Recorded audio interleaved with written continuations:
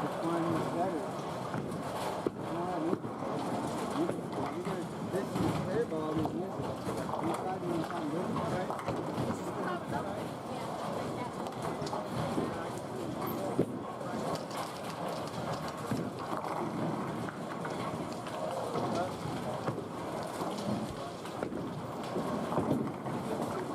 Yeah, no, it was like, I hit like 11 down like 12 maybe.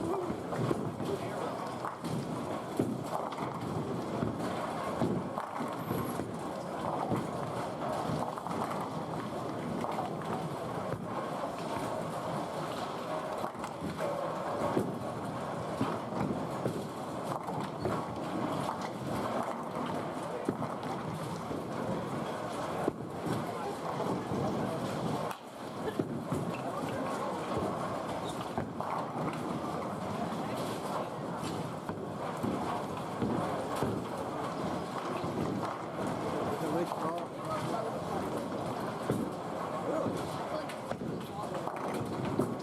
Okay.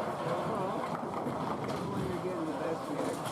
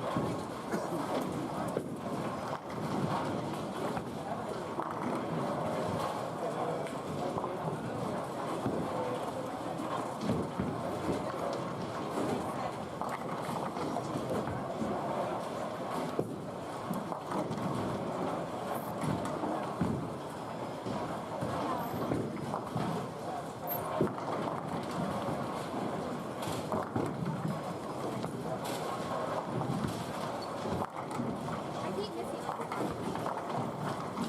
I'm just turning up. Getting past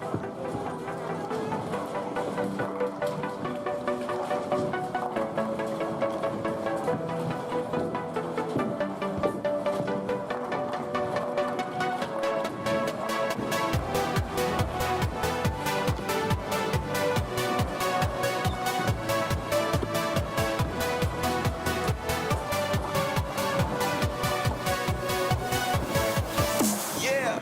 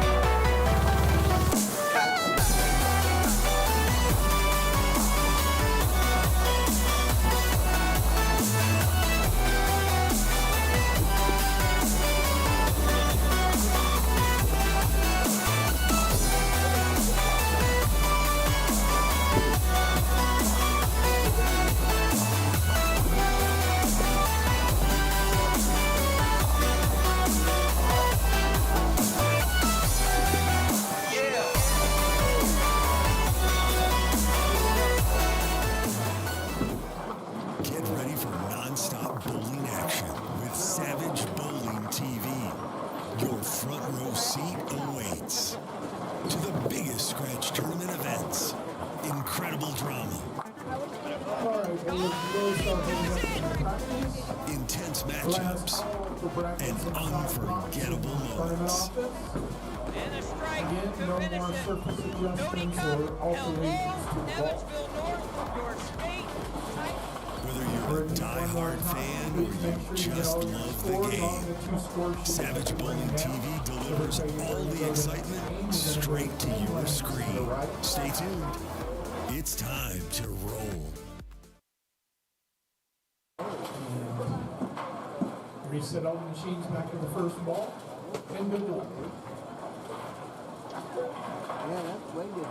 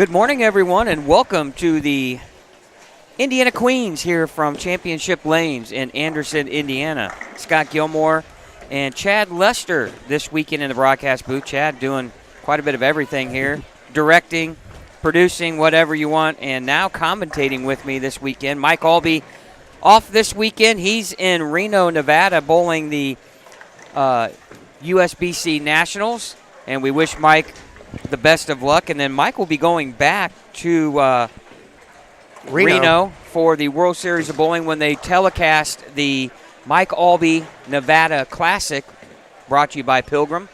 And so Mike got a big couple of weeks out in Reno, Nevada, so we wish Mike the best. And He should be with us next week. Yeah, we'll be for the All-State tournament. Yeah, we'll be in Kokomo, Indiana at Heritage Lanes for the Indiana All-State event, high school bowling. We'll see if Riley Spear can win another one after he claimed the boys' state title in the singles. That kid's on fire. I saw he won a sweeper last night bowling against the adults. And bowled pretty well again. Got him a little bit of scholarship money. Yeah, he's just put into a smart account. So yeah, he has just been absolutely phenomenal. Very talented young man. He really, is. his brother just as talented too as well. Oh, yeah. Ryan Spear. And we hope you enjoy watching today's broadcast. We want to thank our sponsors for their contributions to make this broadcast possible. I want to thank the brands of Brunswick for the latest releases and product information. You can like them on Facebook at Brunswick Bowling or go to brunswickbowling.com for more information. Mike Albee's Arrowhead Bowl, bowling games, billiards, birthday parties, corporate events, and more. What are you waiting for? Arrowheadbowl.com. And A1 Automotive. Keep your vehicle running like new. Visit A1CarDoctors.com to schedule your appointment today.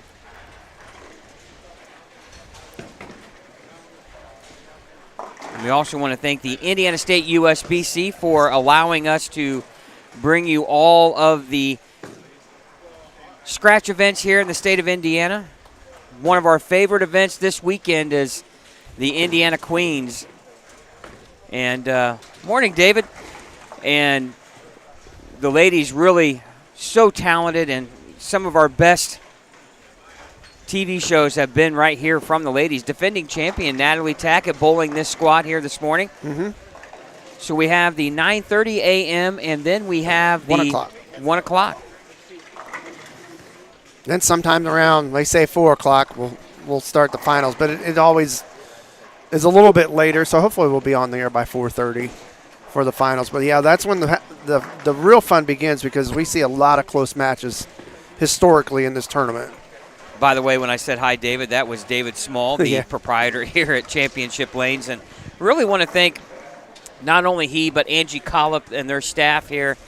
We come here quite a bit, and we thoroughly enjoy coming here to watch bowling events and broadcast you all of the best action here in the state of Indiana. They do a fantastic job. And It's the fact that they support these scratch tournaments like they do is pretty amazing. They treat us well. They treat the bowlers well.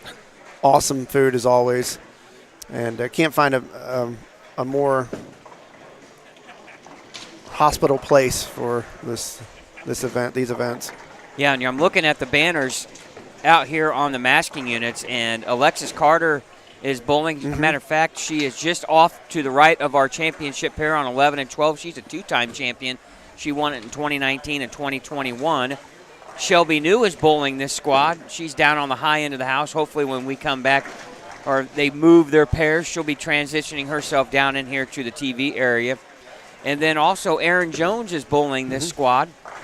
She won in 2022. Ashley Jackson, I have not seen yet, but there is another squad. She might come later today. But she won in 2023. Yeah, you gotta think that all those players you just mentioned are threats to win this. Especially Shelby, it's her home house. She's always around, makes deep runs. Almost won this twice in a row. But I think one of the times, didn't she? Yeah, she almost won twice in a row and was beat. But all those ladies are threats, and there are a lot more ladies out here who throw the ball very well.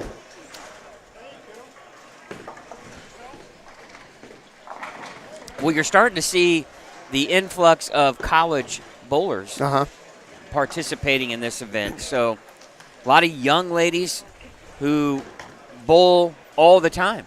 Yeah, and if they're going to sectionals, which I think is next weekend, this is a pretty good tune-up for them. For others, their season's probably over at this point. But this is a perfect for them to have something to bowl in. And Jeff does a really good job trying to work around the college schedule as well. And this weekend typically is when it is every year.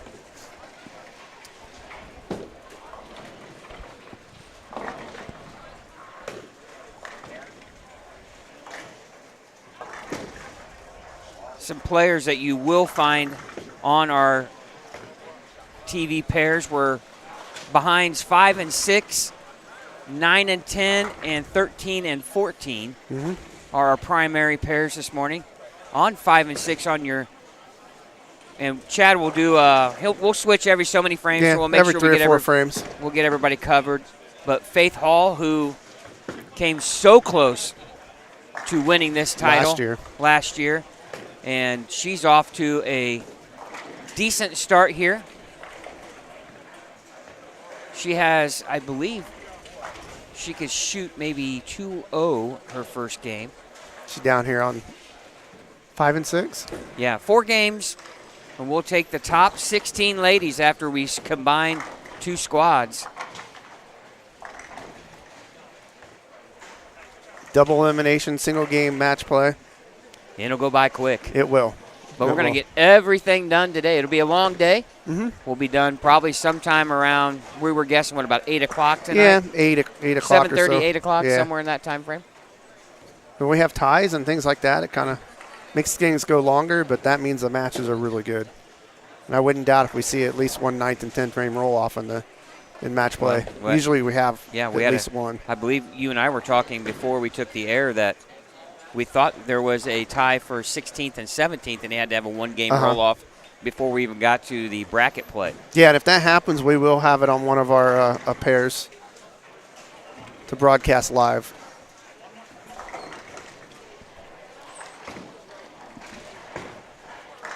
Looks like they have a little bit of breakdown right here in front of us on 7 and 8.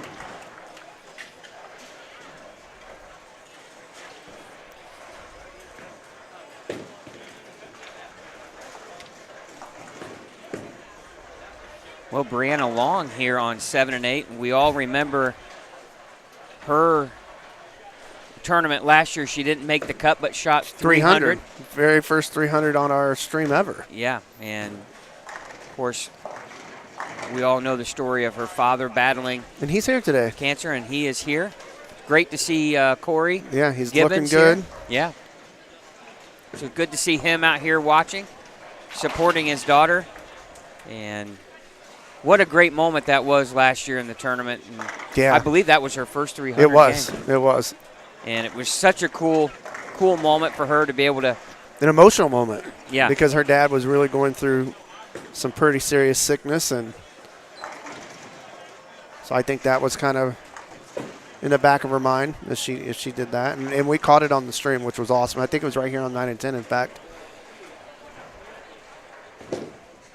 Yeah, and I laughed because I kept calling her Brianna Gibbons. Yeah, she's married now. And she's married now.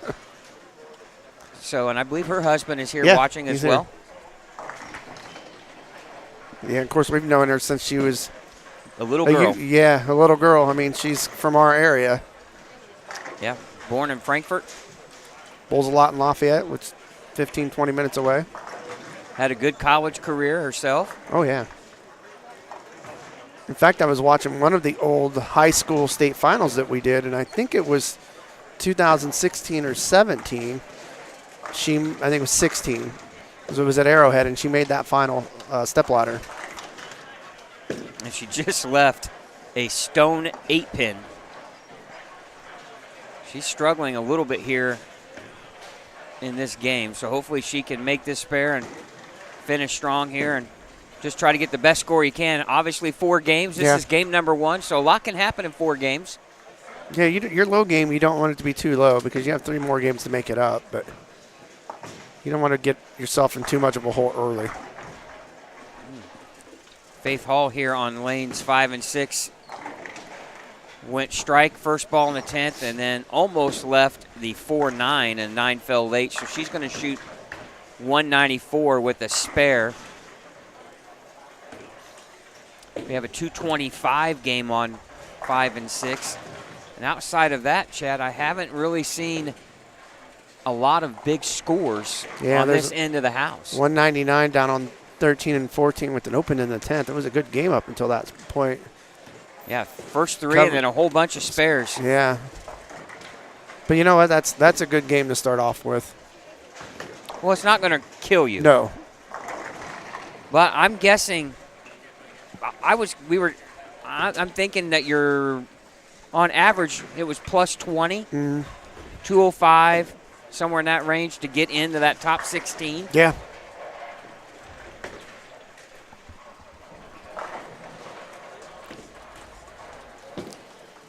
Also want to thank everyone watching this morning, joining us in the chat. Good morning, Charles, Jerry.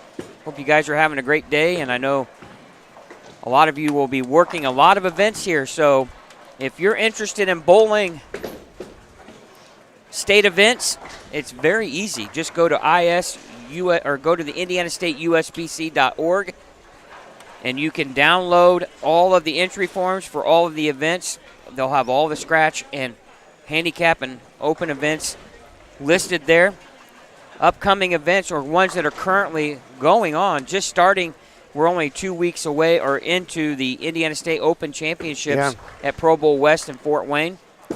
The Indiana State Youth Championships started last weekend, or 2 weekends ago, excuse me.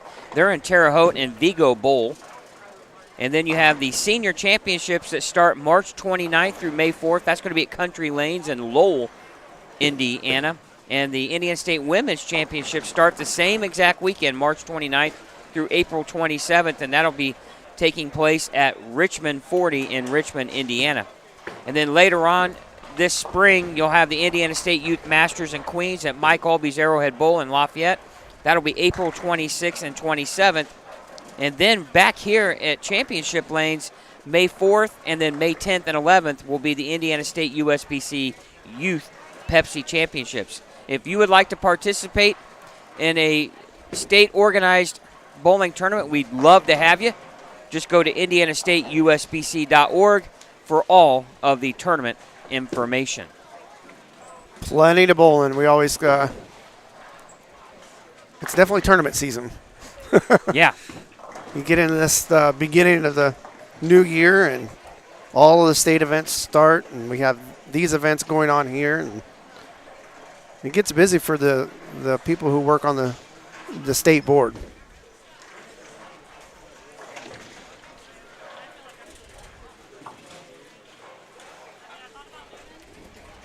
Well, Chad, we had a good night last night. Purdue finally off the schneid, snapped their 4-game losing streak against UCLA. That was always fun. That was fun to watch. Yeah, it was a great game.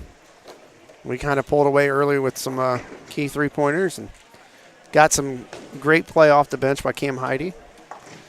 Yeah, he was fantastic. We needed the rebounding. Yeah, definitely need the rebounding.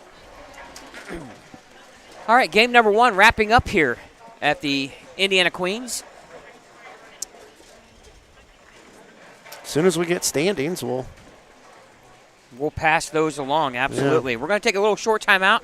Ladies will be moving pairs. We'll be back with more here. You can watch it live. Indiana Queens on Savage Bowling TV.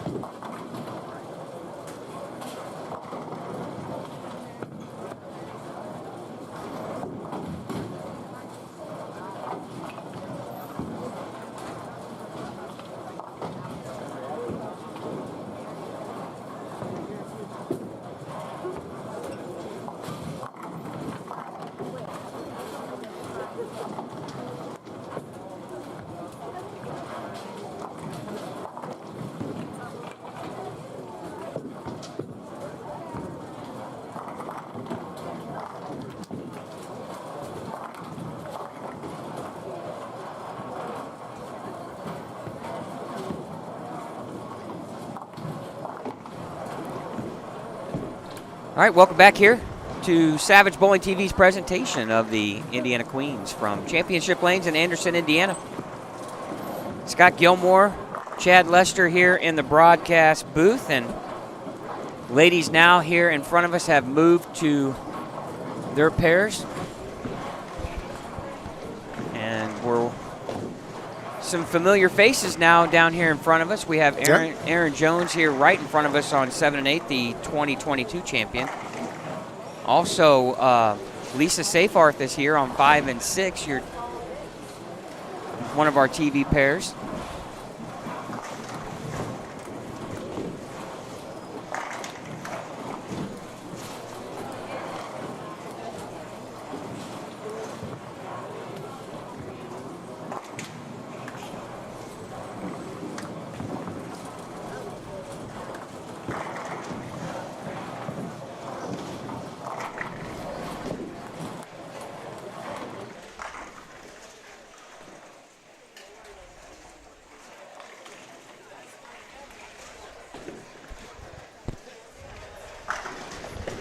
Of course, another name and face, Chad, that has bowled really well here in this event the last couple of years, that has made a deep run but has been eliminated here late in those late rounds, and that's Jacqueline Rhoda here on 5 and 6.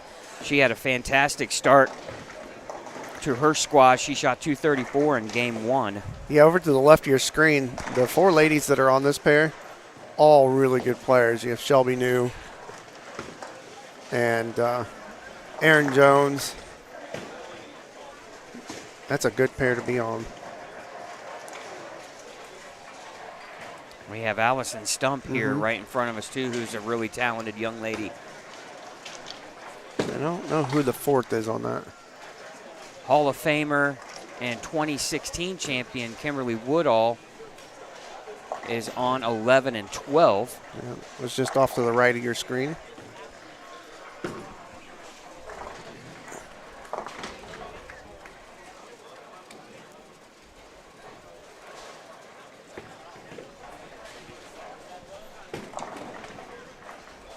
Boy, what a pair 7 and 8 is. Yeah.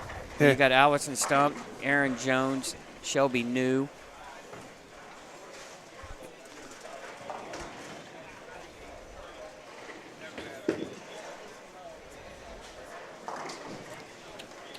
Of course, Scott Schmall, Aaron Jones' boyfriend, he's on kid duty. Yeah. A lot of people here watching, too. There is. It's a good crowd. A lot of husbands, boyfriends, significant others here cheering their lady on.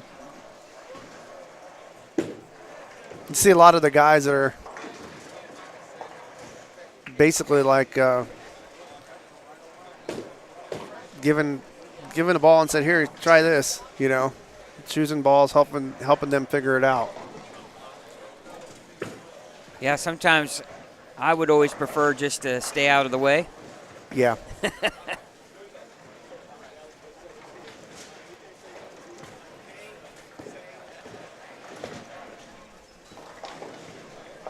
But yeah, here offering support and help.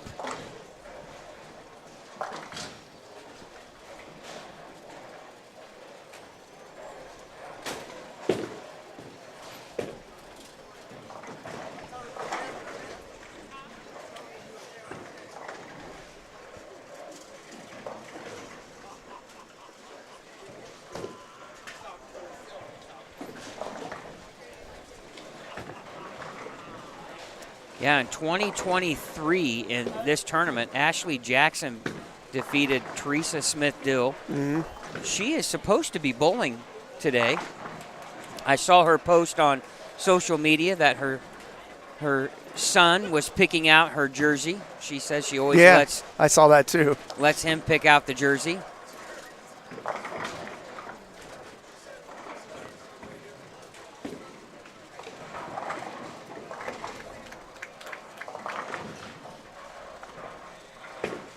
Also, I saw a past champion of the Indiana Masters, Clint Million, from 2023 champ. He's here I believe, doing a little bit of coaching.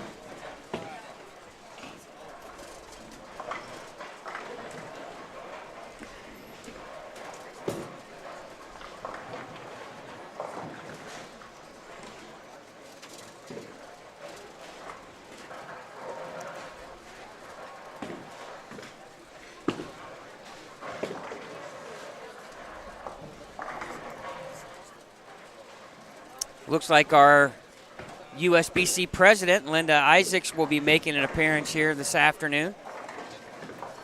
I believe she'll be handing out all the good stuff today, Oh, yeah. Chad. The All the tiara, the trophies. trophy, and the money. So she gets the fun job. Yeah. Want to thank Holly Cyphers for watching too, and not bowling this weekend, kind of a surprise. Hopefully everything's all right.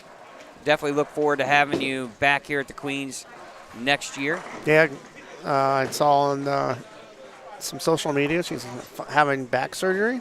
So good luck there, Holly. Thinking of you. Yeah, absolutely. And hopefully you can get back to bowling as soon as possible after that's done. Yeah. We want to see all the top ladies in the state participate. It's what makes it fun. I see Samantha New here bowling as well, Shelby's sister. If you remember that unbelievable championship run that Shelby had, defeated her sister back in 2020. One of our most viewed live streams, Chad, of our career.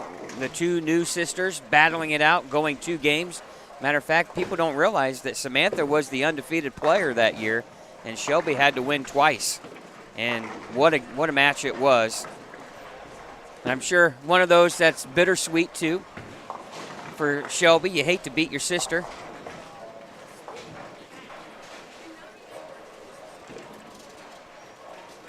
Slow start for the ladies here on 5 and 6. Jacqueline Rhoda goes strike, 9 open, 9 spare, 9 spare.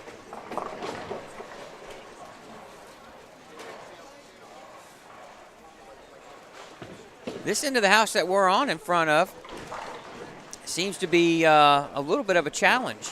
Yeah, and we saw that with the men, with the Masters. The scores, all the good scores were down at the high end. Once they got down here, the scores were a lot lower. Because I remember a couple of squads we did, and we're like, man, there's not a lot of high scores in front of us. What's the scoring pace really like? And then you get the score sheet, and there's all these high scores, and it all happened down at the high end. Yeah. I always felt like this end of the house was a little tricky. It's interesting because you would think this end of the house hooks a little bit more. We're obviously in front of lanes 7 and 8, covering the first 14 lanes of the center. And you get to the middle, to the high end of the house, and they tighten up a little bit. Yeah. That's the quirks of this bowling center.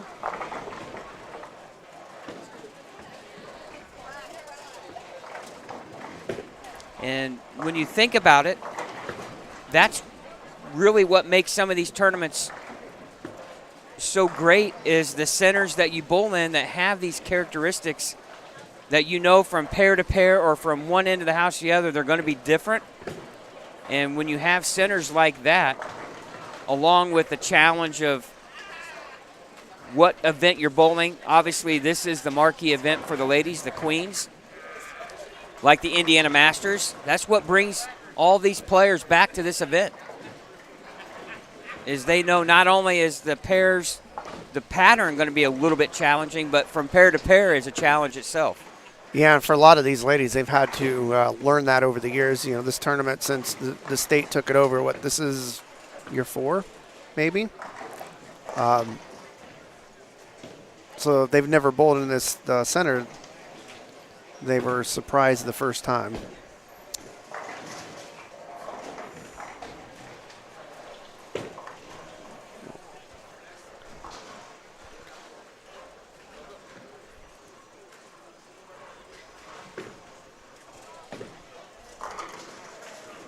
Now we move down to lanes 5 and 6.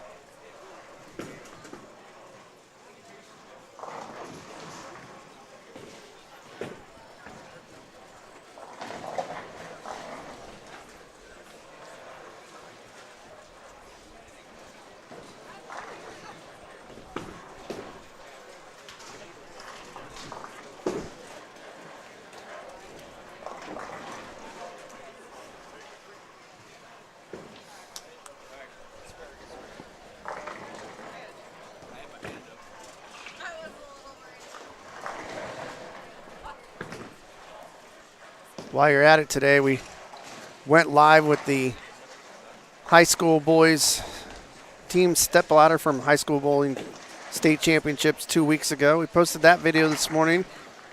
When you get a chance after this stream's over, go check it out. It was a pretty good match. We had a team from our hometown who was the #1 seed. They made it to the final, so that was fun to watch. So I posted the link in the chat. If you can't see the chat, just go back to our YouTube channel. You will see the video. So yeah, please check that out. Like it, subscribe, share it. These bowlers are the future of Indiana high school or Indiana bowling.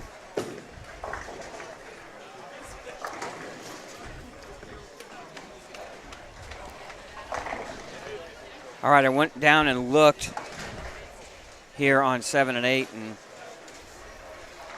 not a lot of scoring from this pair in their first game. Really? Surprising.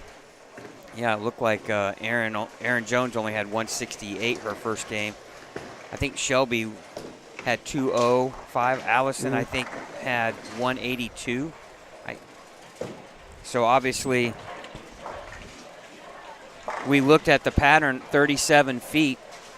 Yeah, about 26 mils. And Which is, to be honest with you, for the ladies, 26 mils is a pretty solid volume of oil. yeah.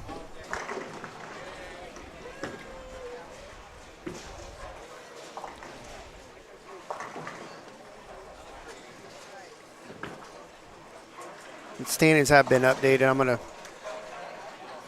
get it all set up here to bring up on your screen so everyone can see them. We can read it off. I got to get logged in on the right computer though. Hey, are you surprised they forgot about us? They always do. That's all right though. We play second fiddle to everyone else, right? Yeah.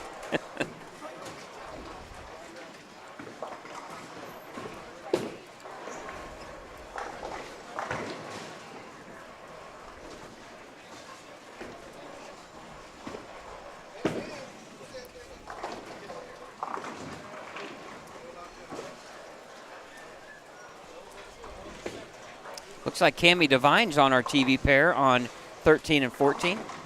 Carolyn Fisher getting ready to bowl here on 14.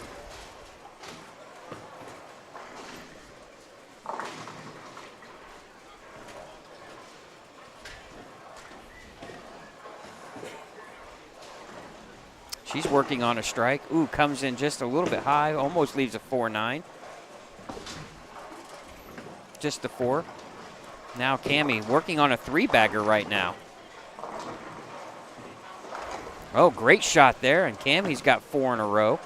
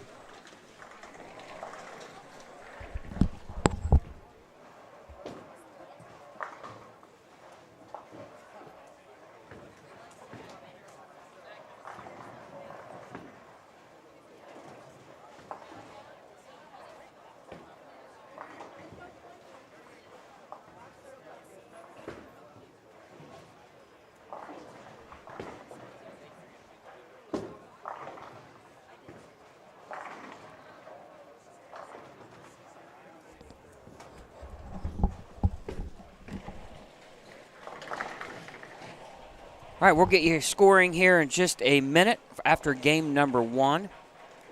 Don't forget to like and subscribe to our YouTube channel. Lots coming up here still in bowling. We'll be broadcasting the Indiana All-State next Saturday from Heritage Lanes in Kokomo, Indiana.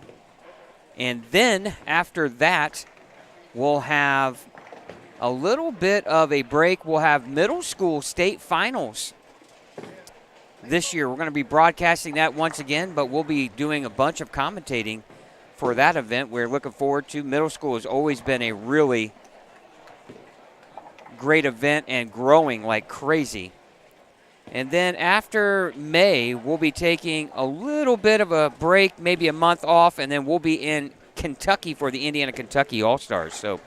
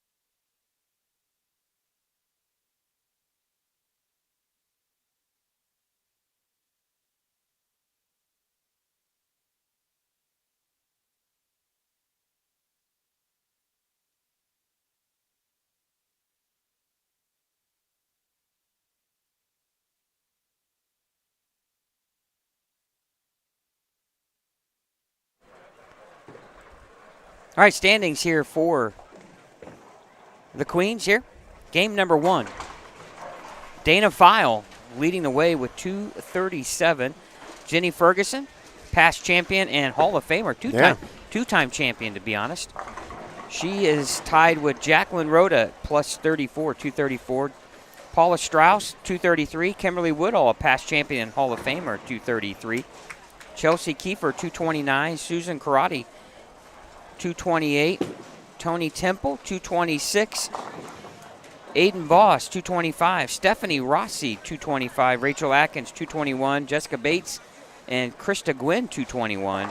Morgan Schoon, 220. Mary Height, 214. Tandis O'Neill, 207. Kaylee Bragg.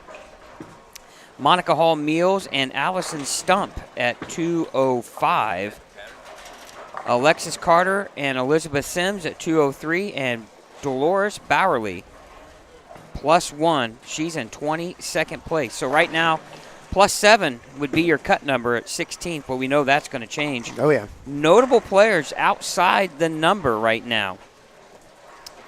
Looking down here, Faith Hall, obviously the runner-up last year, is -6. She had 194. Linda Burns, a State Hall of Famer. She was -11. But then you get down here, Natalie Tackett, way down in 44th at -26. She only shot 174. Shelby New at 182.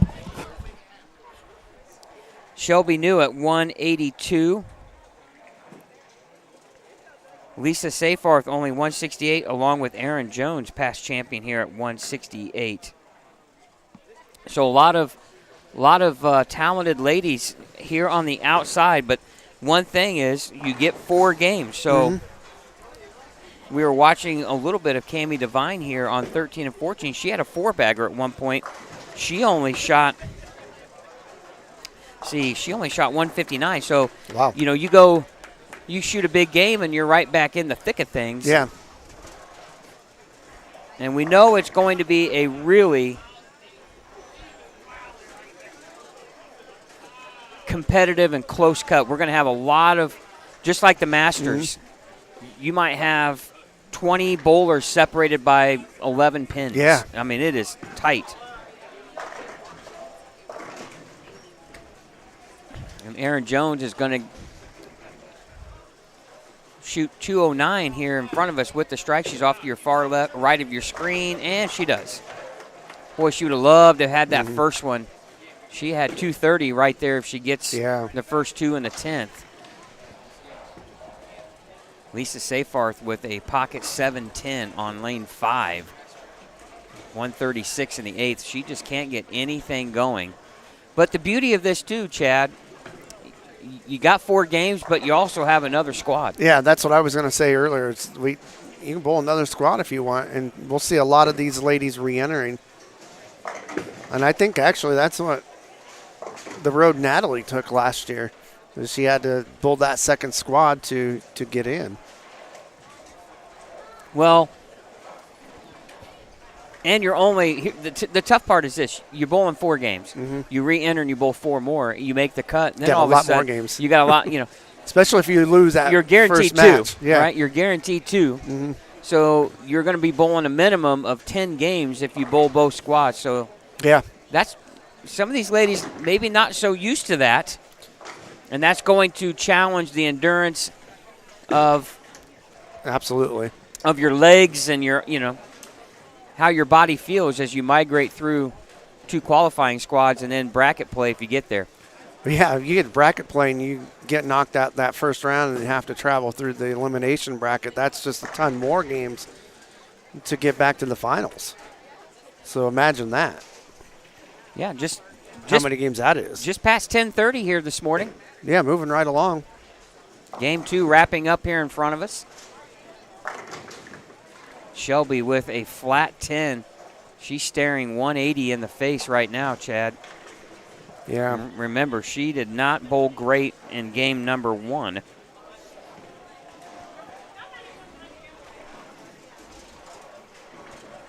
She only had 182, Chad, in game 1. She's looking at 184 with a spare strike.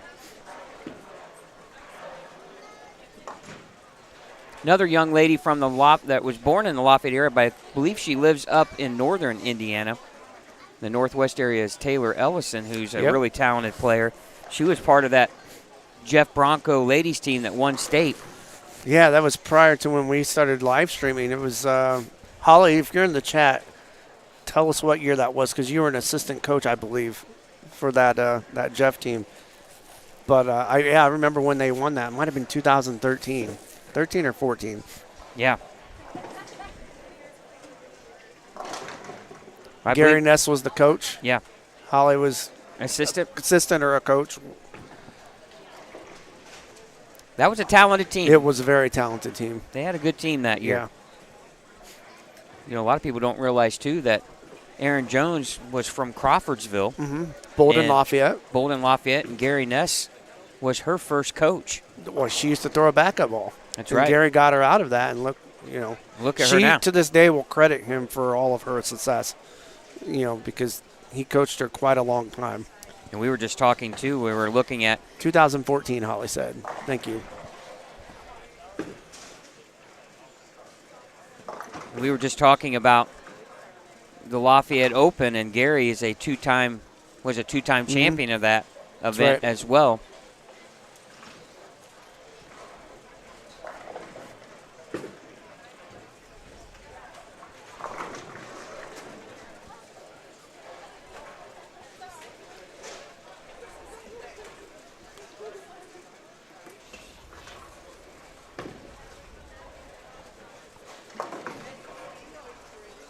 Yeah, Gary won in 1999 or 2007 of that event. And he finished second in 2001 to Vinny Adria, and I remember that because that was 2000. Was it 2000? I think it was Vinny won in 2000, and Steve Hartman won in 2001. But so it was 2000 then, because I made that show. It was either 2000 or 2004 because it was year Vinny. And Vinny beat Gary, I remember, because Gary knocked me out in that show because that's the one I made. Yeah, we're hoping to put a podcast together of the Lafayette Open and its history. Hopefully we'll have that on our YouTube channel here at some point. And now we're going to get past champion, defending champion Natalie Tackett here in front of us on 7 and 8. Pairs wrapping up here on 5 and 6. Yeah, we'll switch to 9 and 10 next because they're already into their third game. Yeah, Lisa Seyfarth here on lane 5 would love to have a strike right here. Crosses over. Oh. She's going to be in the 170s with a spare.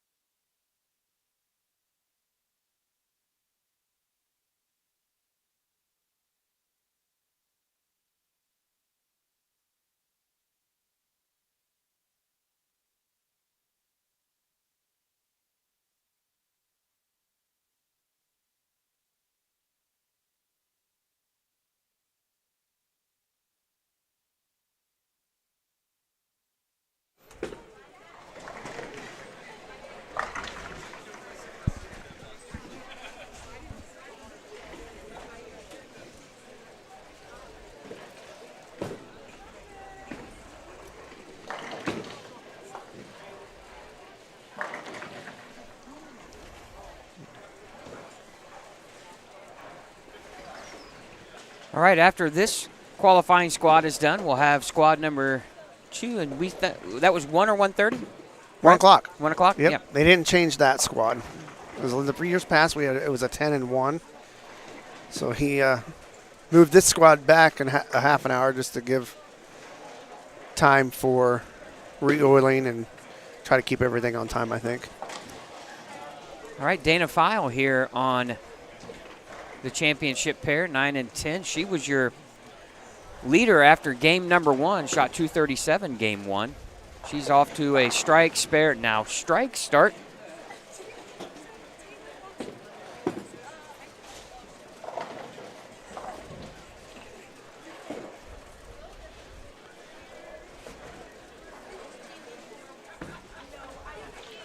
And I do have the right scoring up on 9 and 10. I think. That's 9 and 10. Let me refresh. There we go. There we go. Sometimes you have to refresh the scoring when they change pairs. Adrian Kassane on this pair too. Chelsea Kiefer on this pair. She has bowled really well, Chad, in this event. She had a deep run here the last couple of years. She started off with a 229 game 1. I don't know what she had in game number 2, but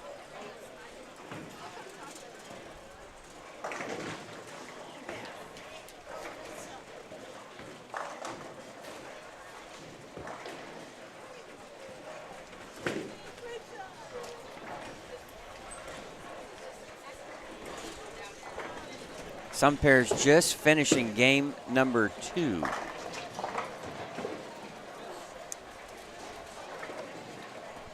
Of course, EJ and Natalie, parents. And sometimes, you know, when you become parents, especially for Natalie, a lot more responsibility. Probably doesn't get a bowl as much as she would like. We know Dad's doing pretty good. He bowls as much as he wants. I mean, I tell you right now, he's making nobody is better in the world than EJ Tackett is right now. Yeah. Chad, he makes it seem like he is just bowling practice or league when he is right in the middle of a important stretch run of a tournament. It just looks so simple. Well, look how many times where it seems like he just flips the switch and he goes from bowling average, you know, not that great, to like awesome. And we saw that in U.S. Open, what he can do. Well, yeah, he was down in 78th place in the U.S. Open, minus, I think it was minus 19 or 20 at one point. And then all of a sudden he averages 240 or 50 his next 7 games to make the cut. And then all of a sudden, after a round of match play, he's in the top. He's in the top 10, and then he's the number 1 seed on the TV show and wins the tournament. Just absolutely incredible. And boy, what a run Motive is on right now. Absolutely. They're winning. They're leading the Elite League, or the Well, it's not even Battle of the Brands now. It's not even close. No, it's not even close. And they have, of course, you have E.J. Tackett on the show for the Mike Albee Classic, Nevada Classic, and you have Ethan Fiore, the young rookie. He's 20 years old. Yeah, makes his first show for Motive. And didn't he win the PTQ? Yeah. So Just goes to show you how talented these kids are that don't even make it no, and out of the PTQs. Yeah. There's so many young kids coming up. I think we're starting to see that transition. With some younger kids coming in on the tour and making shows. And I was trying to think real quick. Michael Davidson made a show, the very first show of the season, out of the PTQ. Yep. Ethan Fiore now. I believe, wasn't there another one that just missed maybe? Yeah. I know Trevor Roberts just missed a show by 1 spot, and he's coming out of the PTQs. So, again, it just you can see why if you watch vlogs, and especially like Brad and Kyle, when Brad did not make it out of tour trials, just how devastated he was because he knows how hard it is to get out of there. Yeah. 70 guys are vying for 5 spots. Yep. How important it is to stay in the top so many points to guarantee yourself a job. Like Bailey Maverick, who now doesn't have to bowl the PTQs. Look how good he's bowling right now. Yeah, he's cashing in darn near every tournament so far. And we're going to see him tomorrow on the doubles telecast. He's bowling with Patrick Dombrowski, who really a talented regional player who now has bowled quite well on the main tour. But it just shows you how good some of these kids are. That you don't know this because you don't see them because they can't get out of the PTQ. I don't know if the name Cortez Shank reigns. He's not even bowling at all. He couldn't get out of the PTQs, and now I haven't seen him on any of the pre-tournament qualifier listings. So I don't know if he's kind of doing something different. But these guys try it, and they can't get out of the PTQs, and then you just don't see anything about them. But it shows you that there's a lot of talent that's there, but it's just such a tough way to go. Well, think about these guys who don't make it and say they're, wherever their tournament's at. Well, their week's done. What do they do for the whole week before they go to the next stop and do it all over again? Well, and that's why you had some guys not even go out to Reno for the Nevada Classic. I was talking to Zach Weidman. I saw there wasn't that many people on the PTQ this week. I was talking to Zach Weidman, and he just didn't want to. If he didn't make it out of the PTQ, he's out there for 5 more days with nothing to do. Right. And that gets expensive. It sure does. When you're talking, and he's rooming this week with Ryan Burton, a former Purdue player who's doing actually quite well. Yeah. He was Rookie of the Year in the Central region, was it? One of the regionals. Midwest.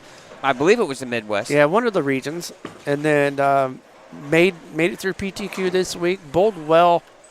The first round. Yeah, the first round, and then kind of just fell off after that. But it's all a learning process. That's the thing that people don't realize. It is such a learning curve because they're bowling on volumes that they don't traditionally see in normal tournaments around the area. The PBA, you're bowling on a much higher volume. Right.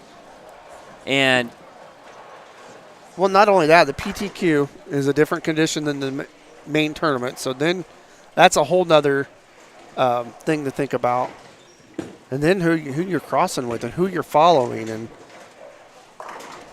how much urethane's going down the lane. Right. I mean, Well, that was so interesting even in some of the rounds that the guys were starting with urethane, and they would only throw it for a game. Yeah. And then they were immediately getting into a bigger asymmetric ball and then using the urethane as a shim down lane, because obviously urethane doesn't soak up oil, it pushes it. So they would actually create a little bit of shim. And EJ would love it. He's one of the few guys that loves urethane. He doesn't throw it. No. He just loves it because it gives him hold. Yeah. Well, yeah, there's guys that are just basically looking to for a way to create a house shot, create that Correct. hold, and that's why you see sometimes scores start off kind of low the very first game, and then they just go up and up and up for a while before they start maybe going down again when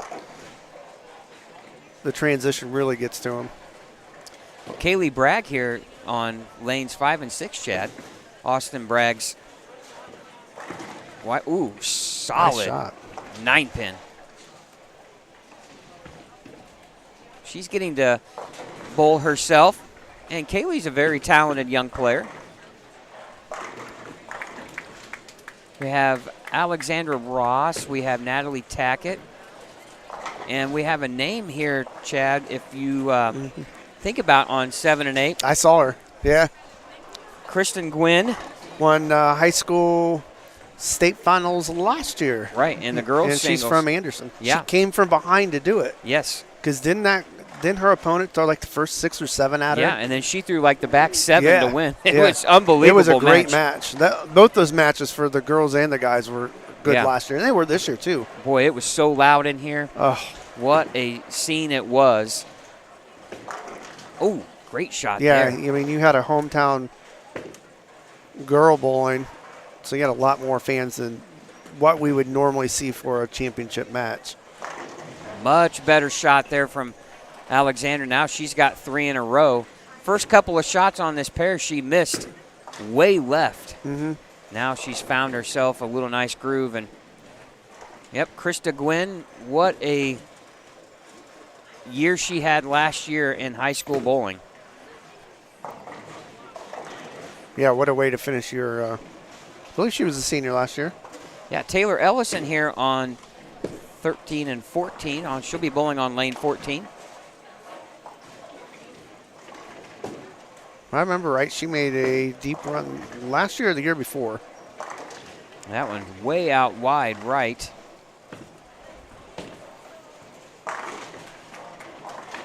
I want to thank Lane Talk for providing all of the scoring here this weekend for the Indiana Queens. We love it when Lane Talk is available in the centers.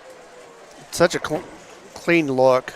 We don't have to point our cameras to the scoring, which can be kind of fuzzy to read, and depending on what the type of scoring, and then everything gets moved around if its camera gets budged a little bit. Well, Natalie Tackett had 8 spare 3-bagger, and now just left a little bit of a tad high 6-pin. She'll look at making the spare here. Dana File, she had missed a 9-pin in the 4th frame, and she has strikes and 9s, 107 in the 6th here on lanes 9 and 10. She was your leader after game number 1.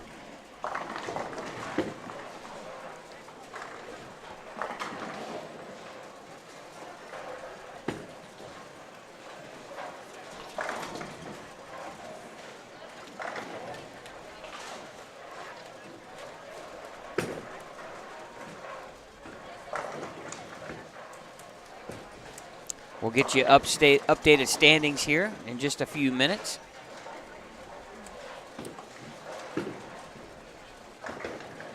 And we have them after game number 2 on here. the team mat. We haven't had them sent to us by the. So Dana File still leads after 2 games. She's plus 71. Paula Strauss in second at plus 47. Chelsea Kiefer bowling with Dana File. She's in third at plus 45. Susan Karate is in fourth at plus 39. Jenny Ferguson in fifth at plus 31. Stephanie Rossi in sixth at plus 27. Tony Temple plus 26. Krista Gwynn right here in front of us, plus 22. Kaylee Bragg, Lafayette bowler that we just mentioned not too long ago, she's plus 19. Jacqueline Rhoda struggled game number 2, only shot 171. She's down to plus 5. Bethany Burton, plus 1. And Linda Burns, even par at 400. That's your top 12. And those are your ladies that are even or better. Then we go all the way down to 16th, where we have Monica Hall Meals and Megan Gronendijk at minus 5. Right now would be your cut number, 395. So, Chad, a little bit lower than what I would think. Yeah, scores dropped some. Other notable players that are right here close by, Alexis Carter, minus 7. Candace O'Neill at minus 14. Taylor Ellison, minus 16. Faith Hall, minus 17. And Aaron Jones at minus 23. Those players are close. Other notable players here, Shelby New down in 39th at minus 34. Adrienne Cassane at minus 35. Lisa Seyfarth at minus 56. She's struggling. Natalie Tackett struggling too. She went 174, 162. She's way down in 52nd. And we mentioned about Samantha New. You know, Chad, she got married. Yeah, It's Samantha Wright. that's right.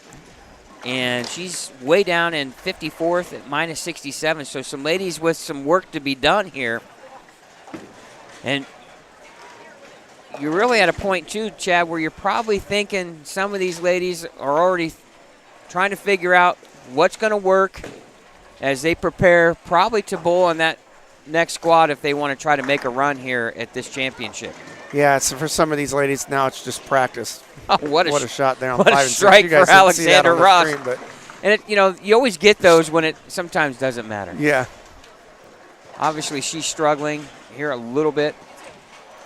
That's when you want when you got maybe the front 5 or 6 or 7, you know, and then you get one of those. Sometimes that helps you relax a little bit too when you have the front 6 or 7, you carry something like that.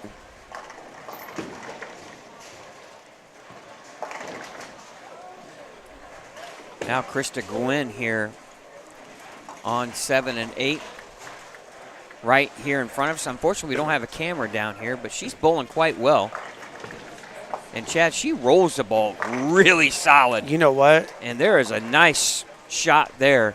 She's got 3-bagger, 9 spare strike, 9 spare strike, 139 through the 6th frame. Just watching her bowl, she looks like she's done some work on her game. There's a lot more hand in that ball than you think. Yes, yeah. I don't remember ever seeing that at high school last year. She rolls it strong. Kaylee Bragg over here. Let's see what she has. Split in the first and strike, 9 spare strike. Now she's looking at what looks to be a 6-pin here on lane 5. Natalie Tackett with the strike. You know, she has 258, Chad. You know, if you can shoot a big number. Get yourself right back into contention there. She can climb her way back. Maybe not shoot 258, but if she can shoot 230 or better, you know, you're minus 28, 30, and then you shoot another big game. You're right around even, and you got a shot. 10 or 15 over might make it in. Yeah. Dana now with 3 in a row. First ball in the 10th there on lane 9. Our leader after 2 at plus 71.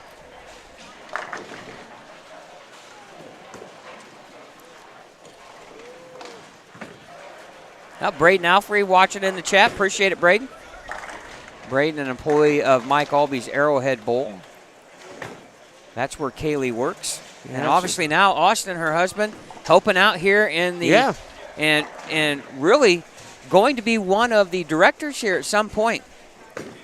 Eventually going to maybe take over the tournaments. Well, they made a great choice. Yeah, they did. He does a phenomenal job. Runs some scratch sweepers at Arrowhead I think they do those on, is that on Friday or Sunday Sundays. morning? They moved to Sunday morning. I don't know Yeah. when the next one is. I haven't seen it. Yeah. But he obviously ran the Boilermaker Classic for me on day 2 because we had to do the Senior Masters, and he did an awesome job. Poor Alexander Ross. She 4 strikes, but unfortunately she has 4 open frames to go with it. Yeah, Natalie here on lane 7. She Kaylee looking to double. Yeah, Kaylee with the strike there after she missed the 6-pin in the 6th frame. Boy, and those, as you know, Yeah. Chad, you cannot miss single pin spares. When you can't throw a lot of strikes in a row,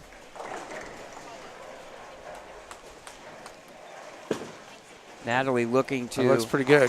Oh, yeah. Yeah. Boy, pins just flying around, Chad.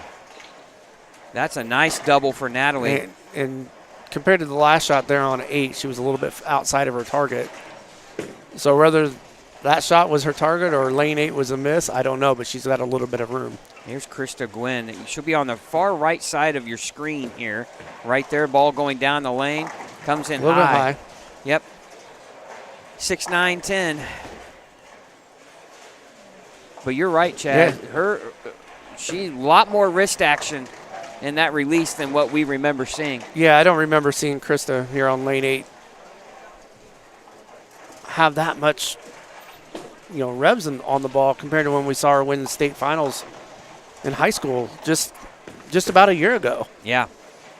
And good cover. Paul Lamond here watching Chelsea Kiefer bowl. Paul, the head coach of Vincennes,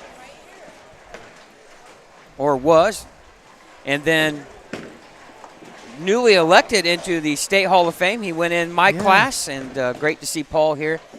They own, I believe it's Recreation Center down in Jasper. Right. Bowling Center. They host a lot of regional events down there. And Paul, obviously a PBA 50 bowler. Matter of fact, I don't know, I can't remember what year it was, but he lost to TJ Schmidt in the Masters. Yeah, just a few years ago. Yeah.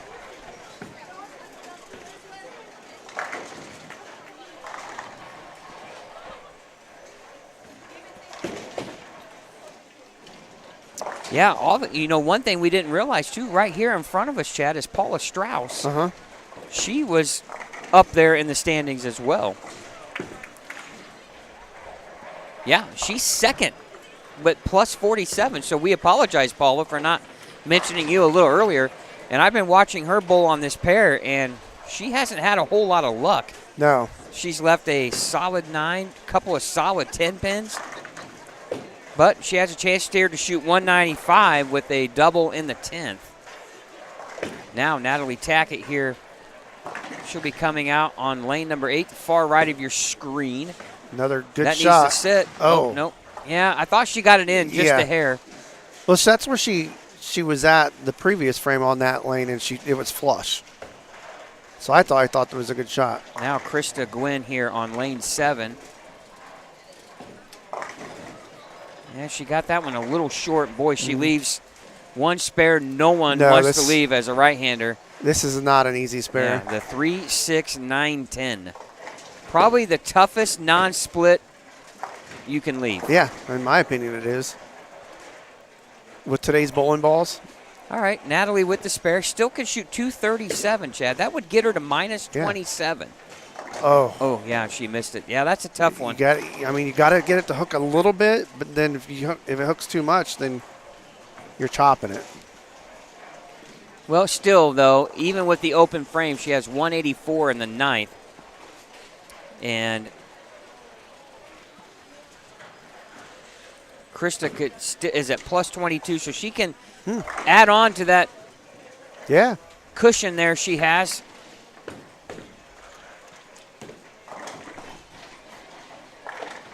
And Kaylee Bragg with a strike in the 9th has 195 left. Now Paula Strauss here on the far right side of your screen, lane 7. Good shot. Yeah, great shot there. She's bowled a lot better than her score has indicated. Obviously, in the 8th frame, she kind of got one a little left to target for a 7 count.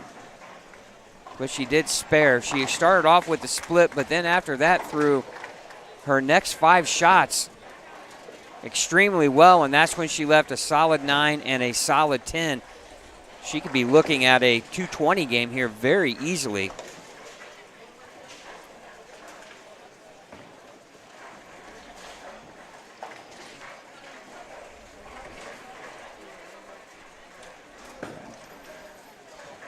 Another good shot. Oh, Ooh, flat got it 10. out just a little bit. Yeah, Dana File here on lanes 9 and 10. She shot 206. Somebody shot 237 over there Yeah, I too didn't as see well. that. Was that Chelsea Kiefer? It might have been. If that was Chelsea Kiefer, that's going to put her at plus 82. She will actually Be the leader? be the leader, unofficial leader after 3. Yeah, we obviously don't know who else bowled well. And Paula there misses the spare in the 10th. 184, her final score, but that's going to put her still, Chad, she's going to be plus 31. So still in great shape here, heading into her final game of qualifying.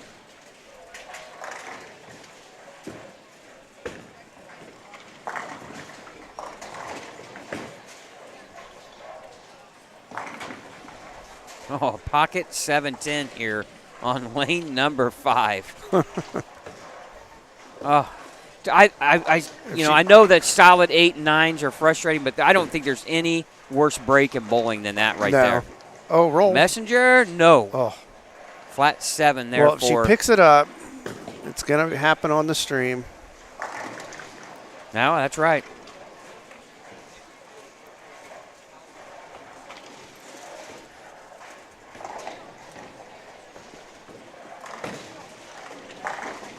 Well, Bethany Burton here on the championship pair, 9 and 10. Throws a nice strike there. Bounce, bounce, hang on. Bounce on. All right. Nice try. Yeah, it's, not the best place, but Chad, she Yeah. was looking at a 240 game there. Still shot 232. Yeah. And Natalie Tackett just missed the 7-pin. Yeah, that really stinks opening a 10 for 230 or 240 because you know what could have been. Well, she struck the first ball in the 10th, but pocket 710, Well, I see it now, yeah. she was going to shoot 240 real easy, and then I have old man eyes.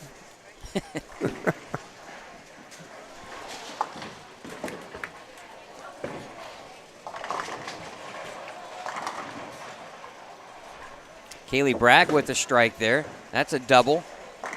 One more, and that'll put her in the 190s.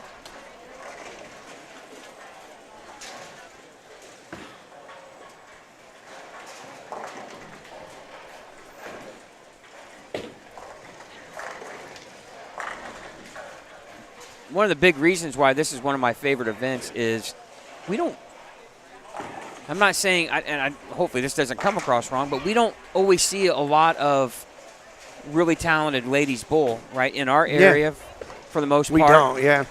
But then you don't know, Who a else lot of is these out women there? we don't see at all No. for a year.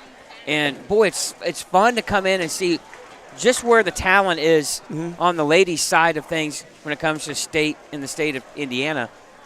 And here we are in one facility with all of the ladies all over the state coming in to participate. It's just a lot of fun to see some of these ladies bowl that you don't get to see very often because there's not a lot of exclusive events for the women. Right. And obviously this is their major, per se, in the state of Indiana. Yeah, and we only get to see them at the high school level, really, if you think about it. And we have a few of these ladies that will bowl the Masters, but we know them Right. from that. But now we see girls like Alexander Ross and Krista Gwynn coming out of high school, and bowling this. But I remember we did our first Queens, and I remember the first squad. I'm like, wow, there are a lot of good women bowlers in Indiana. And to your point, we don't get to see them. Right. And we know in our city who's good, Absolutely. but outside of that, we don't know. We see scores from the women's state, But in order to see a lot of them, you would have to travel all over. Exactly. And the point is, we come here and they all just come to us at this tournament, and Yeah. it's fun to watch these ladies bowl. There's a lot of talented women in this state, and it's really cool to be able to see them in one location. Well, yeah, and we get to watch them bowl. And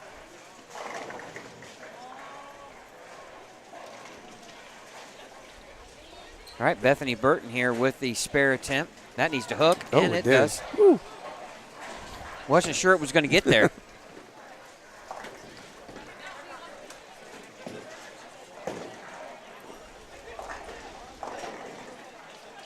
It's always fun to watch, the ladies. Some of these ladies have fans on themselves, and here everybody that's watching has coats. And yeah, we have sweatshirts on, and we're like, man, it's cold in here, but that's how it should be. For if you're watching bowling, well, the when nice you're not thing. bowling, it should be cold in the center. Yeah, well, we're right by the door here on 1 and 2, and in between squads, or right before that door gets open and closed, and boy, the temperature changes drastically. We felt that temperature drop this morning when they all started arriving. We got here before anybody else did, and when they started coming in, we're like, oh, God, it's cold. Well, I looked, Chad, we have 36 lanes of bowlers. So we have 18 pair, 4 on a pair. So looks like we have 72 bowling this squad.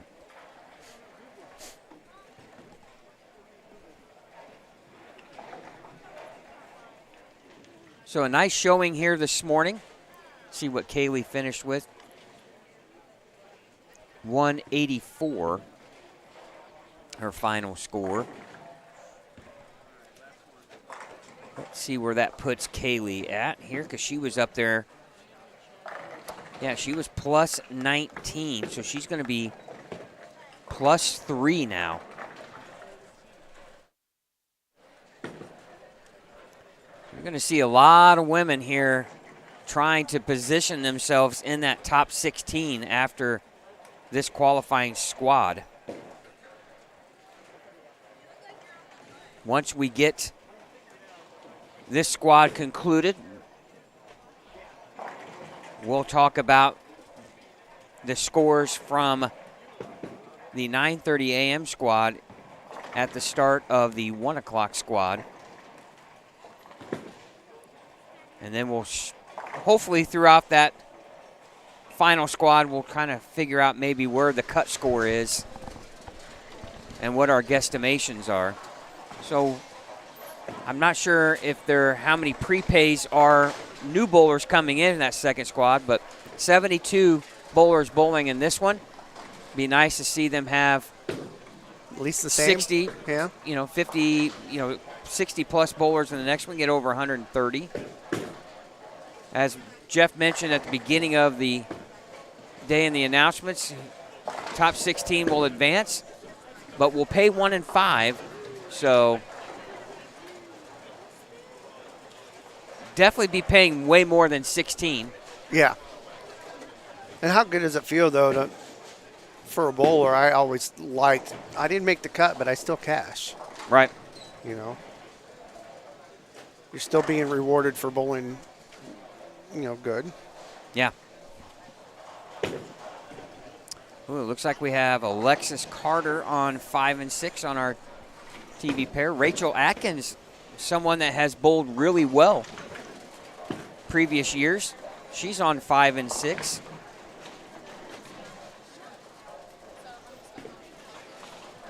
Didn't see Rachel's name here after 2. Let's see where she's at, if she's on this list. Doesn't look like she has.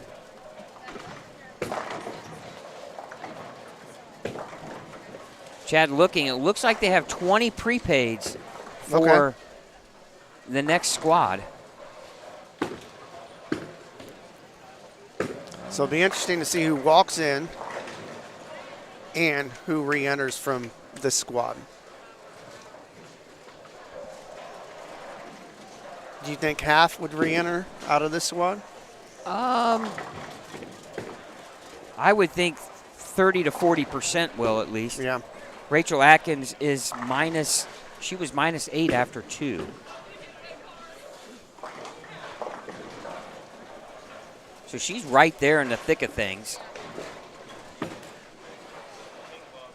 So yeah, let's see who.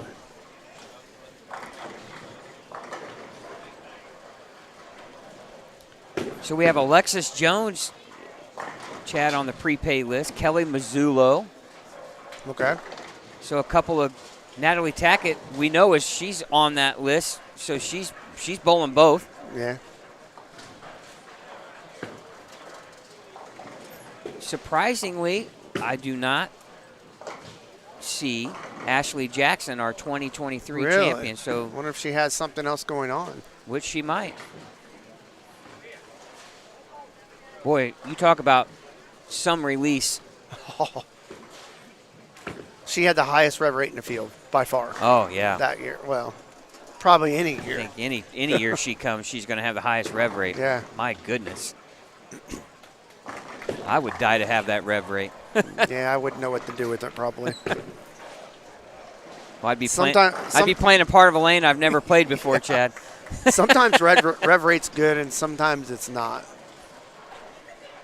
Of course, you know what they say for us lefties. We get too far right with our feet and our nose starts bleeding. Oh, we had what? We only had 3 of us on the pair Wednesday night, but last time we bowled that team, there was 4 of us, and we were like, oh God, we got to adjust.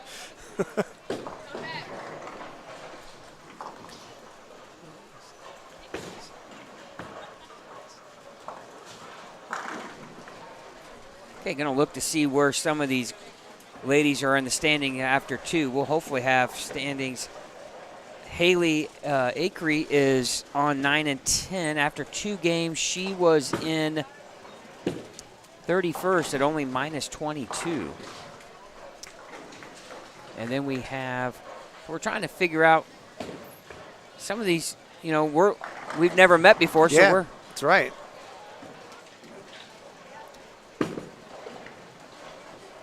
Cassidy McDonald is down in 50. Don't know what she's done in game number 3. Natalie Tackett made up 15 pins, so she's -49. Probably feels like she gave one away there a little bit, Yeah, right? a little bit. I think she liked that pair. Had a good look.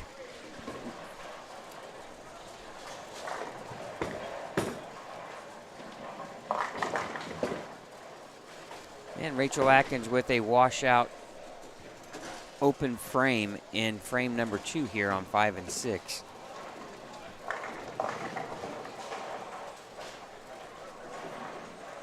I believe last year she made the final 3 or 4 bowlers last year. I think you're right.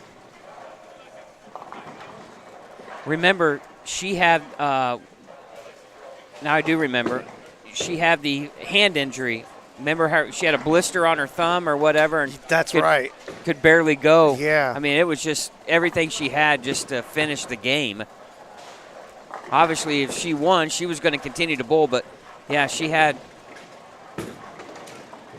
kind of an ugly-looking injury on her. I wouldn't call it an injury, but obviously anytime your finger splits or a blister comes off, boy, that is painful. And I just don't think patching it, you put skin patch on it, it still hurts. Even through the skin patch. You got to live through the sting of that. Oh, the liquid But skin then- patch is just yeah. absolute. But then it still hurts because you're still rubbing up against an open sore. Sure enough, you're not ripping it anymore. Do they still make new skin? You know that. I use it. I use Well, it. but the skin, I mean, its brand name is New Skin. Oh, yeah. I think they do. You can find it at like CVS or yeah. Walgreens. That stuff, that'll make you cry. Yeah. That burns so bad. The stuff you buy at the pro shops burns too. I remember back in the day, and Randy Peterson will talk about this, they'd have to patch themselves up and they'd light it on fire and blow it out really quick just so it would dry quick. Yeah. Because they'd have, pace of play was so quick. I don't have the guts to do that. Well, it's not something I would really want to No. have to do. Well, of course, yeah. All right, you're watching 13 and 14, and you'll have 11 and 12 and 15 and 16 off to your left and right. Scores are on 13 and 14. Oh, looks like we have Jenny Ferguson bowling on 13 and 14. Bethany Burton with a 10 pin. Was working on a 3-bagger.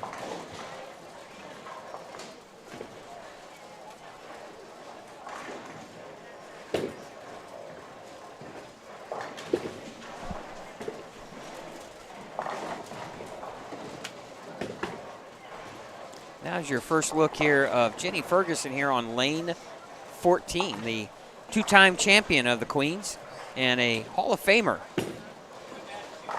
Oh, what a great shot. Jenny bowled for Ball State when I bowled for Purdue University, and Jenny was really good for Ball State. Yeah, she was good in youth because we bowled together. That's how I know Jenny. We bowled together, TKOs and all that. And she rolls it well. We were both on the youth board together. And so, there's a lane 10. A rat came down. Ball hit it.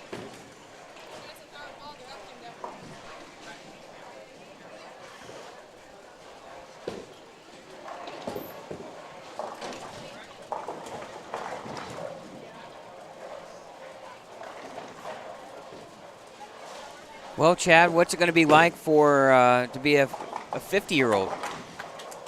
Who, me? I'm already 50. Well, I know. What's it like to be 50? You And feel age different? is just no. I felt old before 50. So. Did you notice you had 3 less revs? I did when I started. It's like, wait a minute. Is that automatic? You turn 50 and you lose rev rate? Yeah. Yeah. Now you're eligible to bowl I like could bowl senior stuff. senior masters, Yeah. the senior state. That you ought to go bowl the senior state. I got to wait a year to bowl our senior, our masters at home because of their rules. I think you got to be 50 as of August 1st. I turned 50 in December, so I'll have to bowl with the young kids if I bowl the masters in May. Which I don't our city quite masters. understand that because Or I just don't bowl at now all. you lose your age of 50 year to bowl, right? Well- so now you're going to be 51. And not only that, I don't feel like I can compete with the younger kids anymore. So I feel like I would possibly be wasting money. Maybe that's my problem. Oh, I think you still can. Wait. Holly said you only had 3 revs to begin with. Jeez. So actually, I bowled league with Holly for 3 or 4 years, and we won a league championship. so during that, so but that means she when knows. you roll the ball down the lane, it starts to come back to you at some point. And it rolls over the thumb hole. I don't have any rotation anymore. Well, And the ball hits like it's a 6-pound ball. yeah. Boy, that's no lie. Yowza. That's the We first thing. see that. Yeah. It's just the house we bowl in, It's like, you know. Are the pins getting heavier? Did I not? Did we change those out?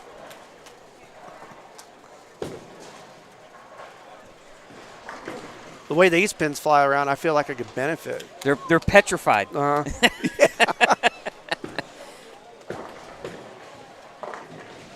I did drill up a 14-pound ball last year just to see if I was ready for a weight drop yet. Not quite, but it's getting close. Yeah. I kept it. You know, one thing I've always wished. Of course, it didn't mean much to us when we were younger, as it does now. But I do wish I would have kept certain bowling balls that I maybe had a 300 with. Yeah. Or just, probably from my kids probably wouldn't care less about it. But just so you can go back and look. I wish I still had my Steel Boss and the. Oh yeah. What was the one Omega LM? Remember that ball? We both loved that ball. Love that ball. Well, that's it was funny because last weekend my mother-in-law came over and we showed her the updates to my little man cave, and I have all these bowling balls on the floor. Not as many as you do, but 6 or 7 of them. Maybe. You want more? And she's like, do you throw all those? I'm like, no. I said they're just old ones I've kept for some of them I need to get rid of. Yeah, but But I've got a couple there that I shot 300 with. I have a Bounty from 900 Global. I have El Nino. I have that. But I said, and of course, my wife and her were like, well, why would you keep something like that? It's like, well, it's sentimental. I wish I Yeah. would have had the ball that I had my first 300 with, and it got stolen. So, and that was a Nitro R squared, way back in the day. Oh, yeah. But those That- Nitro, Wasn't that green? yeah, that was the purple one. Purple one. So, the Nitro R, I believe, was the green one. Green one, yeah. That's why I love going back the PBA shows from the 90s, kind of the early days of the reactive urethane, 93, 94-ish. Holly said I was supposed to say it's the Bounty. Oh, well, she would know. Yeah.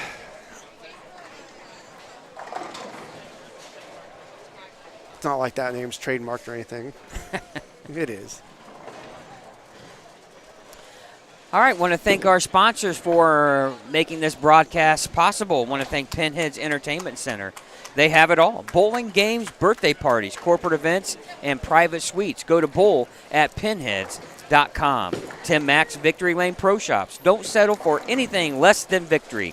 Locations inside Royal Penn Woodland, Western, and Expo in Indianapolis. And Championship Lanes. Enjoy bowling games and great food at the Premier Family Fun Time Center in Anderson. No matter the occasion, an outing at Championship Lanes is sure to be fun. Yeah, And- we need to get over to Brownsburg and see the new Pinheads. Yeah. It's done. I've seen pictures. It I've looks seen really pictures. nice. It looks really, really nice. I know Kevin Walters has always done a great job of designing, and both centers look absolutely fantastic. Maybe if we're lucky, one day they'll host something. Who knows? Yeah. But those, the Center and Fishers It's beautiful. Pinheads is absolutely busy all the time. What Yeah. a facility that is. Yeah, they've done a great job. We went in there one time. I wanted to show my wife the place we were nearby because we went to IKEA. So let's go to Pinheads. Oh, you got to stop there, right? Yeah, and Said no one ever. right. And I was like, there was a 3-hour wait for bowling, but you know where everybody was waiting? They was playing their video games. Oh, they yeah. were in their redemption room. And if they weren't that, they were eating. I mean, it was just absolutely packed. Well, they have a tremendous restaurant over there. Yeah, we ate there and had a couple drinks, and it was a good atmosphere for sure. Okay, game 4 here underway. Let's see if we have updated standings on Team App. Not yet. They're supposed to be getting us a Google sheet, but it hasn't come through yet, so we're going to have to work with Jeff in between squads to make sure he's got our email addresses right. Yeah, we'll update. Actually, this is game 3, right? This is game 4. Yeah, that's They right, just finished four. game 3, so this is the last game of the day. That's right. Well, when you're having so much fun, also, you just kind of lose track of when the ladies have moved, and it goes by so fast. Yeah, I mean, there's only 4 on a pair, so in these games, feels like this game just started, honestly. We're going to see a spare attempt here from Alexis Carter here on lane 5, looking at the 3-pin. She is clean through 5. We have a game 3 update if you want to refresh the team app. So if you're in the chat, I pinned the link to where you can find the standings of the tournament. It's in the team app, so y'all can go there. I believe he might have the lane condition posted as well. I haven't checked, but usually he does. Yep, game 3 scores. Yep, Chelsea Kiefer, we thought would be in the lead. Yeah. She is with 682 plus 82. Dana File right behind her at plus 77. Susan Karate plus 71. Paula Strauss plus 31. Krista Gwynn plus 26. Shelby New, Chad, 248 game 3, jumps Ooh. all the way to 6th at plus 14. Tony Temple plus 9. Bethany Burton, solid so far, just steady Eddie. Well, she's got a good game going this game, I Plus believe. 4. Kaylee Bragg plus 3. Linda Burns plus 1. And Jenny Ferguson is even par at 600 on the nose. That's your top 11 scores. Those are everyone that is even or better. Aaron Jones making a run here, Chad, after a 168 start. She's only -8. Alexis Carter, -8. Reagan Mathis, -12. Morgan Schoon at -13. Monica Hall Meals, a past champion, -15. Tied with Faith Hall at -15. So right now, 2 players tied for that 16th position. If that was the case after next squad, we would have a roll-off. Yeah, scores continue to get lower the more games they bowl on the pattern. So we only have 10 ladies plus after game 3. Yeah, Jacqueline Rhoda, after a 234 start, really struggling right now. 171, 166. She's all the way down in 21st at -29. Brianna Long, Chad, if you remember, started, had a tough go here on 7 and 8, but she's bowled solid after that. 204, 211. She's all the way back up to -30 in 24th. So a big game there. She's right in the thick of things for that cut score. And think about it, she's only 15 pins out of that cut score right now. Yeah, not bad. Rachel Atkins here in front of us with a 3-bagger right now, working through the 7th frame. She is in 33rd at -46, only 31 pins out of the number. And obviously she's probably thinking of 230 or 40 or better right now. She has that out there if she can strike out here in this game. Yeah, and I mean, this is why I love a little bit tougher lane condition. She sticks. The scoring pace is lower. The field's more scrunched together score-wise, and you can shoot 220 and move up several spots easily. Or if you're on a house shot, you might shoot 220 and drop in the standings. You know. Yeah, and it just seems right now scoring is really up and down. You shoot 225 and you make a big jump, but there's a lot of scores that are really struggling out there. How many times did we see at the Masters just a few weeks ago somebody shoot 240 then 160? Right. It happened a lot. That was kind of the theme of the weekend. It was just trying to be consistent. Well, Bethany Burton, Chad, really didn't have the finish she wanted. No. 198 her final score. And let's see where that's going to put her. That's going to put her at +2. Yeah, do you, if you heard, do you stay put or you re-enter? I think I'd re-enter. I would not sit on +2. No. Not when you're taking only 16 players.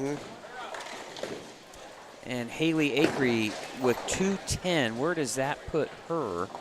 She was down there a little ways. She was -61. So she's, only way she's going to make it is re-entering. Yeah.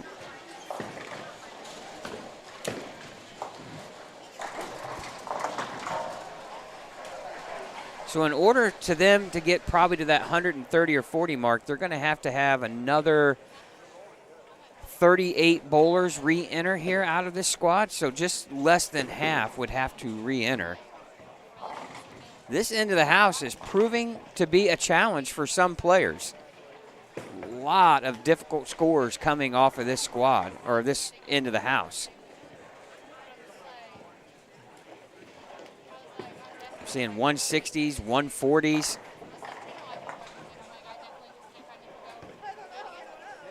Right now on this end of the house, the low end, 195 or better is a really good score.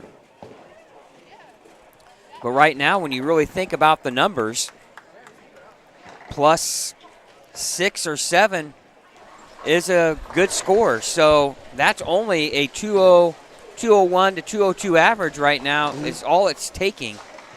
And it's interesting, I had a conversation with someone before this squad started, and the practice was actually going on, and they thought they couldn't understand. They thought the pattern looked easy, right? You see a lot of hook on the fresh, right? Yeah. But when transition hits, it almost goes down. We're seeing right now that it's not easy. No. I just talked to Bethany Burton, and she's really was debating on whether to re-enter or not. I told her, I said I wouldn't sit on it. I said if anything, you bowl better and you increase your, place in standings. But Yeah, it's just pretty close. If She's gonna wait until the standings come out. if she was and plus 15 decide. or 20, Chad, I probably would sit on it. Yeah, exactly. But when you're plus 2, Mhm. that's just You don't know who's coming in. Well, You don't it- know the pattern could play easier. Jeff usually does a really good job with squad equity, yes. but Well, you never know. but you're only you're only asking players to if they average 201, they go around her. Yeah, that's right. I mean, it's yeah. I think I mean, how many bowlers would that be? I mean, was it 5, 6 that Right. would be behind her? That you only need 5 or 6 to beat her, and then she's going to be out of it. well, right now what we don't know, you're right, is where do these ladies that are just out of let's say the top 8 or 10, right? Yeah, That are -8, -12. If they shoot a 220 game, they're going around her. they are. So She's right a drop. now she's 8th at +4, just went down to +2. If that goes to 12th or lower, there's no way you can sit on it. No, she says she's going to wait until the standings come out and then go from there. Well, a couple of lanes finishing up here right around us. Alexis Carter with a strike in the first ball in the 10th. She can shoot 196. And that will put her, she's at -8. That would put her at -12.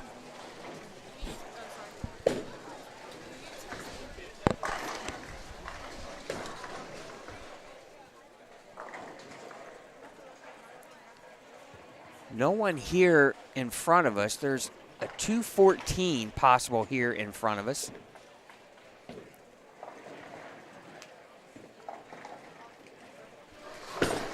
Here's one thing I think. If right now after 3 games, 16th is -15, there is no way that's going to stay the same after the next squad. You would have to think that would have to go up some. Yeah, I agree. Now, whether or not it goes to even par, which is 200 on the nose, I don't know if it's going to get that high. However, again, though, right now we have 1, 2, 3, 4, 5, 6, 7, 8, 9 players separated by less than 10 pins. Wow. So Yeah. that's where there's so much fluidity to the cut number.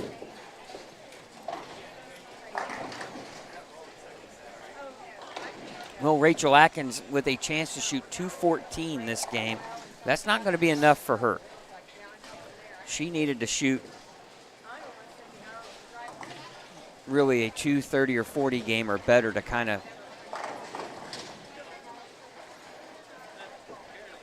get into this conversation of the cut. She's going to be looking at probably re-entering for this next squad. And when you're as talented as Rachel, who's made a deep run in this tournament in the past, she probably feels like she is right there. Comes in light, leaves just the 10 pin or 7 pin. One thing that I am noticing, Chad, you really want to see the ball pick up just a hair earlier. I'm not saying I know exactly what to do, but if I'm bowling on this pattern, I would probably look at something, maybe a polished, symmetrical ball that reads the mids a little bit better, that can still get through the fronts. But that mid part of the lane, it starts to turn up a little bit more, that won't overhook like an ASIM ball will. I just don't know if right now Rachel was throwing that pink Venom, which is really designed to get down the lane a little bit more. And I don't know if you necessarily need that on this, because No. you want the ball to pick up. Yeah. Start picking up a roll a little bit, not super quick, but it looks like when you're watching some of these ladies bowl and their ball's not getting to the head pin, you can just see the ball not picking up quick enough.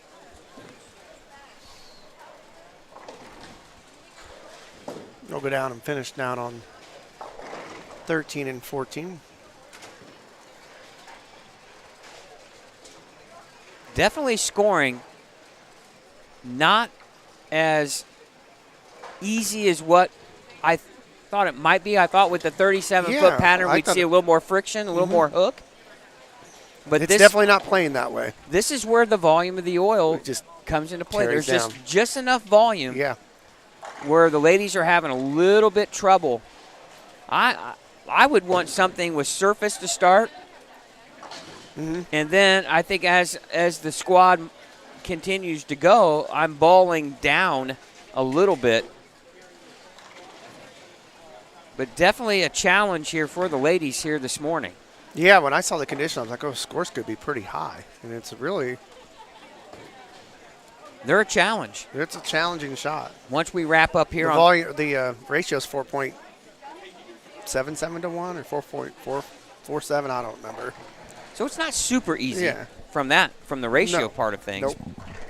Obviously, real easy would be 7 to 1, 8 right? to 1, 9 to 1, Yeah. 44 to 1. That's what we feel like we're bowling on. The old top hat. Yeah.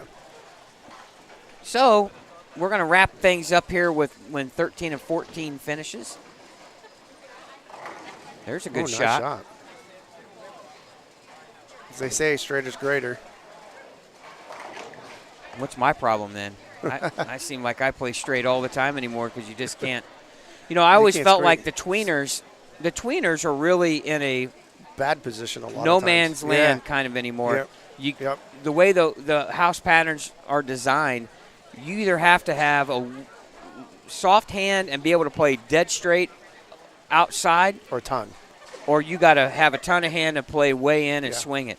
And those guys that, like myself, who have to play that track area, it's just so hard And I've anymore. I've always felt that way, for me at least, that, man, if I just had a few more revs, I could bulk it on this. Or, like, you know, shot hooks a little bit more. I need less revs or more speed. Young lady here on 14 trying to pick up the 2-10 split. I didn't know if you noticed. She's going to go right just for the 10 pin. She had an Indiana Wesleyan bowling jersey on, so good to see some of the college ladies coming out here to participate. Nice shot. There's a nice shot right there. 191 finish. That's Faith, isn't it? No. No, I couldn't. Old man eyes in. No, Faith has a pink, kind of a pink, Oh, okay. some pink in her jersey. Oh, I see her down there.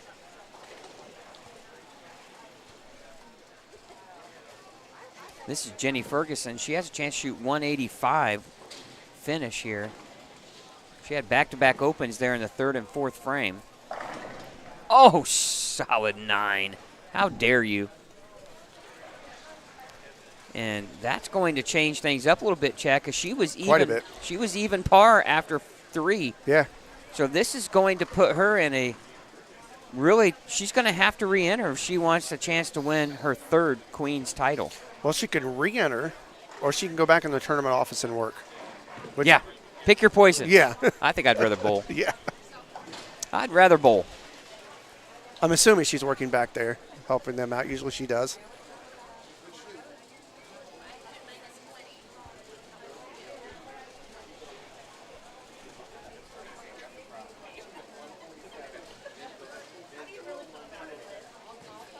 One last shot, and the stream is over for this round.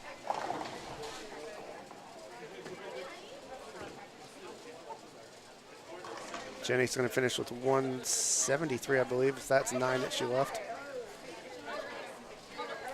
All right.